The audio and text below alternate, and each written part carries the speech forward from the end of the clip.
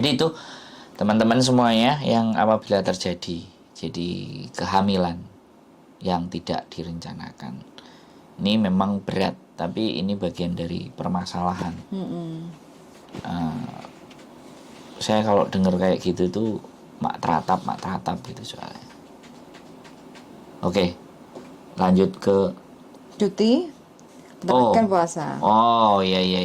Jadi yang ini tadi kan kalau terjadi di sini dan tidak ada pasangan resmi Betul, dan terlarang, hitungannya terlarang. terlarang. Nah, sekarang ini yang ada pasangan resminya, Yes.